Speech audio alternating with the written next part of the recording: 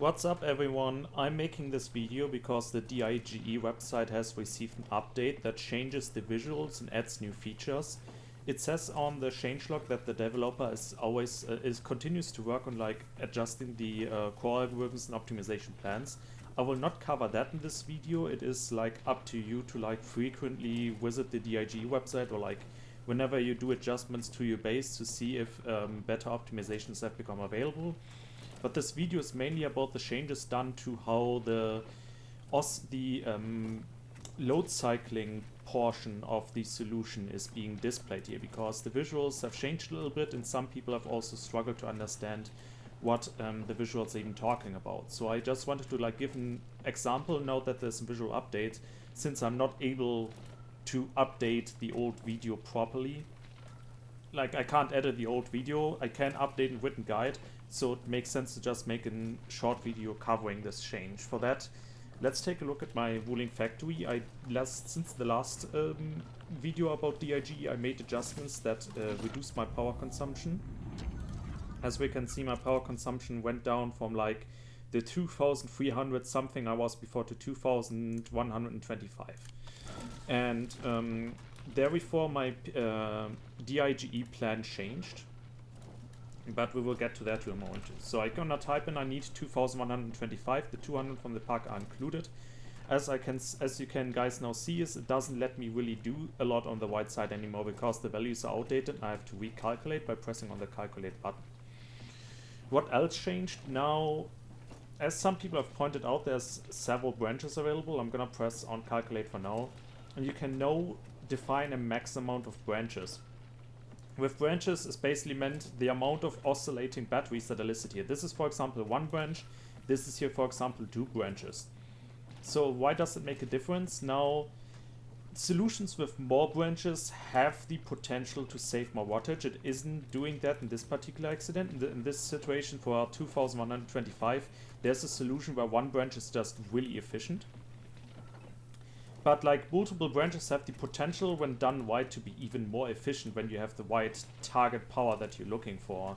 It just so happens to be that as you get more branches, it becomes harder to synchronize. Kind of makes sense, if you only have one branch, the cycle until the worst case position to the best case position, until the 1 out of 96 combinations are gone through, doesn't gonna take long. It only takes a little bit more than 3 minutes. Then you know if your PVM is stable or not, or your load cycler is stable or not.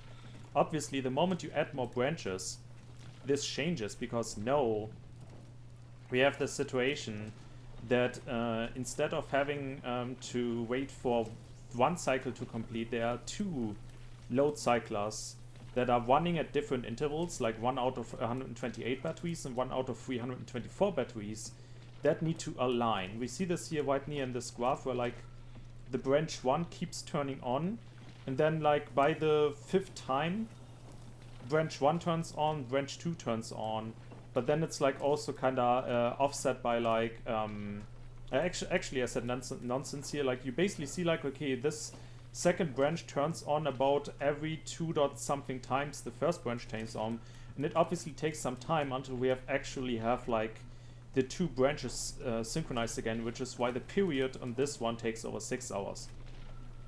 So more branches have the potential to be more efficient. It doesn't have to be, but it also increases the period length, because now you have to wait for all the branches to be synchronized. I haven't seen any examples of 3, 4, and 5 branches yet, but the fact that the developer added that means that he's probably thinking of adding that in the future. But basically, you can do a trade-off here between I'm gonna do more branches.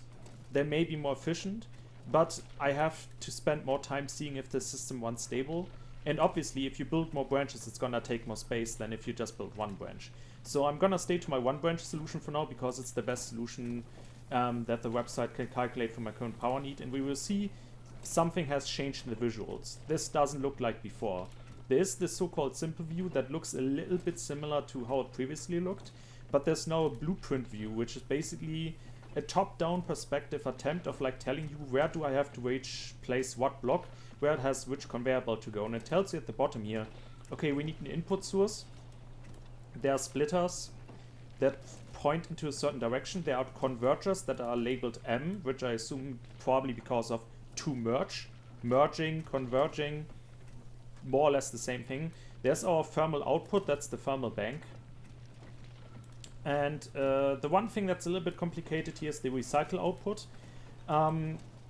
That can be either depot, loaders, if you want to feed the batteries directly back into the depot, or you can feed them back into the input with a converter, like I showed in the last video. I assume he called it recycle output here, either due to language barrier or because like there is different things you can do with your recycled input, like feeding it back into the input or feeding it back into the depot. So instead of me trying to continue explaining this, let's try something different else. Like, I don't know what this, I think this L means probably left, like there's a left curve there in the conveyor belt. So instead of like keep trying to explain it, why do I not show you the thing in game? So this is basically what D.I.G.E has, what the D.I.G.E showed us. From the top-down perspective, turned in the same direction. We have our input here. There is our converter, because I decided to have the recycled output feedback into the system. And then there's our 1, 2, 3, 4, 5, 6 inputs. 1, 2, 3, 4, 6 splitters that split up the system. And like the first splitter has to go up and down, which you see it does here. And then we have 5 splitters that goes up. And why does it does that? Well, this cuts the flow in 3, and then every further ones halves it, which makes it so like, based on if I were to connect the unloader into the thermal bank, every battery is going to reach the thermal bank. With this system, every third battery is going to reach the thermal bank, and then every second, every second, every second, every second, every second. That's 1 times 3 times 2, 6, 12, 24, 48, 96, 1 out of 96 batteries reaches the thermal bank, and that's exactly what the website told us. And with the total power delivery from the battery being 32,000, if we were to calculate 32,000 divided by 96, we're gonna get roughly 333.3333, which is also what he spits out here. So one difference that you guys may spot it that makes this a little bit confusing looking at once, I opted for 2 conveyor belts instead of 1 conveyor belt. Like, he put an arrow here, which is probably meant to be put in conveyor belt here. I'd suggest that you use 2. The website has previously said like, oh, you should use at least 1. And that's technically right, but my experience is that 1 conveyor belt is not sufficient, because you see, like, especially with a design like this, where there's like a lot of loading going on one side, this can get a bit polluted. It's not a big deal, but what can be the issue here is like it can get a little bit close here when you only use 1 conveyor belt on these pieces. And that can cause the splitters to like misbehave and have unexpected behavior, and in my case it was sufficient to crash the factory. So if you're not, you could obviously then try to be like, okay, so I'm just gonna move some of these over there and try to like rebalance it or something, but if you not want to deal with this mess just to justify the use of like 1 conveyor belt length, I'd suggest that you use at least 2 conveyor belt length, because then it's gonna be pretty safe to run. It's been running for a while now, my factory hasn't been crashing, so we should be fine. If you're not comfortable of the idea of like, oh, I have to closely monitor how many conveyor belt length I have on my factory crashes, the old solution is still viable. Nothing stops you from doing this old solution. This is the solution that I previously promoted in the video. This machine, like this construct and this construct, are doing the exact same thing, except of using conveyor belts here to buffer the batteries that are being sorted out. I'm using protocol stashes. Those can hold 300. So this is basically the equivalent of 300 pieces of conveyor belt length between this splitter and this converger. This is never ever gonna like pollute unless like, you're messing up the converter here. So if you're like, okay, I'm not gonna mess with all of this, and I have like space that I do not need. Like, look at my ruling factory. I have so much space I have nothing to do with, because like I'm already producing everything min-maxed. There's nothing stopping you from still using protocol stashes. There are like some optimizations you can still do. Technically, when I move the thermal bank here, this is exactly the same thing as this previous one. Or the thing it shows on the website. It's just so that I removed some space here and then added space here, because I'm probably not going to place anything down here. but it gives you the idea of like, actually I'm stupid, this also works. You can also just connect that way. So like, yeah, I know this is a little bit more bulky than this, but not by a lot, and if space isn't your concern and you not want to bother with conveyor belt length, this option still works. But if you like not want to use protocol stashes and turn them off and all that, then I guess you just follow this instructions on the website. Wherever there's an arrow, put down 2 pieces of conveyor belt instead of 1 piece.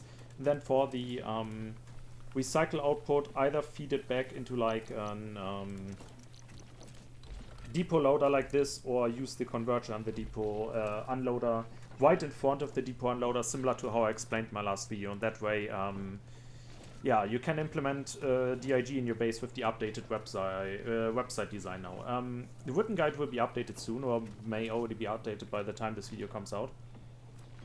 If you guys have any further questions, like you're struggling with with implementing D.I.G. in your base, then let me know in the comments and I will try to assist with this. I have comment moderation mostly turned off, so you can even, like, I don't know, upload an image of your D.I.G.E result. So actually there isn't share button. You can just use share button to share your D.I.G.E configuration.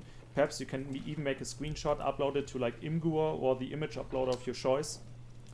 And then you just link it in the comments and I will try to take a look over it. But I hope that like the idea of like, this is what it looks like and this is what it looks like in-game gives you all an idea of how you can use D.I.G. in-game, and hopefully helps everyone that was still confused at this point.